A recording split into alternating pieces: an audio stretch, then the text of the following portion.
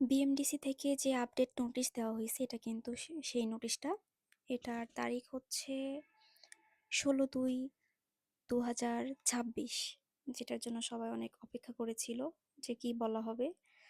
তো এখানে নিয়মাবলী কিছু বলা আছে, আর মেইন যে দেখার বিষয়টা এটা হচ্ছে শর্তাবলী। গতবার দেখা গেছিল 2025 সালের যেই নোটিশটা, সেখানে কিন্তু 6টা শর্তের কথা উল্লেখ করা ছিল, আর এখানে কিন্তু শুধুমাত্র 4টা শর্তের কথা বলা আছে। তাহলে দেখা যাক কি কি শর্তের কথা বলা আছে। প্রথমটা হচ্ছে আবেদনকারীকে বাংলাদেশের নাগরিক হতে হবে।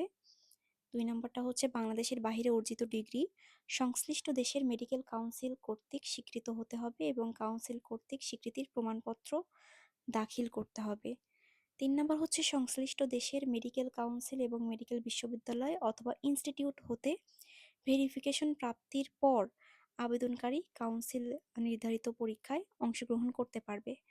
আর 4 নম্বরটা হচ্ছে কোর্স চলাকালীন শিক্ষা প্রতিষ্ঠান বদলের ক্ষেত্রে অনাপত্তিপত্র আবশ্যক হইবে।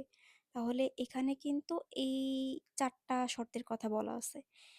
কোনো জিপিএ রিকোয়ারমেন্ট বা সেশন এসব নিয়ে কিন্তু এইবারের নোটিশে কিছু বলা নাই। তাহলে এখন দেখা যাক কোশ্চেন ডিস্ট্রিবিউশনটা কেমন হবে।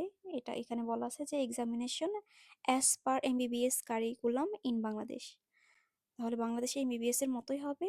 তাহলে অ্যানাটমি থেকে 5টা প্রশ্ন হবে, ফিজিওলজি থেকে 5টা, বায়োকেমিস্ট্রি থেকে 3টা, ফরেনসিক মেডিসিন থেকে 2টা, ফার্মাকোলজি থেকে 4টা, প্যাথোলজি থেকে 5টা, মাইক্রোবায়োলজি থেকে 4টা, কমিউনিটি মেডিসিন থেকে 2টা, মেডিসিন অ্যান্ড অ্যালাইড থেকে 20টা, সার্জারি অ্যান্ড অ্যালাইড থেকে 16টা, আর অবস্টেটিক্স অ্যান্ড গাইনোকোলজি থেকে 13টা, অর্থোপেডিক্স থেকে 3টা, অফথালমোলজি থেকে 5টা, ইএনটি থেকে 5টা, আর পেডিয়াট্রিক্স থেকে 8টা। এটা হচ্ছে কোশ্চেন্স ডিস্ট্রিবিউশন। এবার দেখা যাক কোশ্চেন্স প্যাটার্নটা কেমন হতে পারে। এটা ট্রু ফলসের মতো হবে। আর টাইম দেওয়া থাকবে 1 ঘন্টা 40 মিনিট। টোটাল মার্ক থাকবে 100।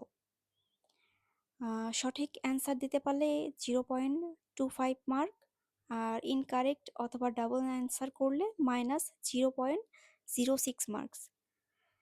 আর যদি অ্যান্সার না দেওয়া হয় অর্থাৎ নো অ্যান্সার, সেখানে কিন্তু 0 মার্কস ধরা হবে।